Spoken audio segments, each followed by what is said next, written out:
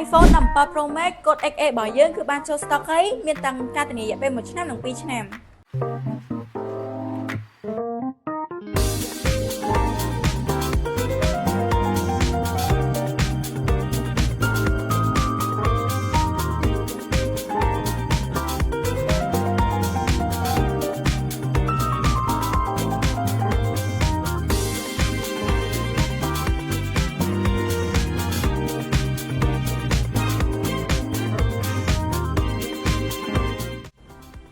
សួស្តីតែជនបែកគីឌីទាំងអស់ឥឡូវនេះ iPhone 17របស់យើងគឺបានចូល stock ហើយពួកយើងមានពីរជម្រើសសម្រាប់ជូនបងគឺមាន NAND Active ជាមួយនឹង Active និងចំពោះ Active របស់យើងទៅលើកូដ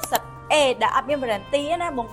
តម្លៃចាប់ពី 1300 ស្ដើងឡើងទៅនិងចំពោះអ្នកដែលគាត់ចង់បាន warranty រយៈពេល1ឆ្នាំរហូតដល់2ឆ្នាំគាត់អាចជ្រើសរើសជាមួយនឹងកូដ P ក៏បានកូដ XA ក៏បានដែរនិងចំពោះតម្លៃវិញទៅលើ Pro តម្លៃចាប់ពី $1330 ឡើងទៅនិងចំពោះ Pro Max វិញតម្លៃចាប់ពី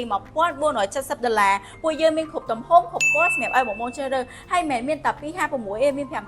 មួយទេ2ទេក៏ពួកយើងមានដែរនិងចំពោះ iPhone Air របស់យើងក៏ដូចគ្នាដែរពួកយើងបានបញ្ចុះតម្លៃឥឡូវនេះនៅសល់តែ$899ឯងមានការធានារយៈពេល1ឆ្នាំនិងចំពោះអ្នកដែលគាត់ចង់បានជាមួយនឹង case បងអាចមកមើលនេះបានគឺ case ពួកយើងមានច្រើនប្រភេទច្រើនជម្រើសសម្រាប់ជូនបងមែនតើមានទាំងថ្លាមានទាំងពណ៌ហើយជាមួយនឹងខ្សែក៏ពួកយើងមានដែរទៅមានគ្រប់ពណ៌ហ្មងចឹងបើសិនជាបងមានតម្រូវការក៏ភ្លេចមកមើលនៅក្នុងហាង Becky យើងណាសូមអរគុណ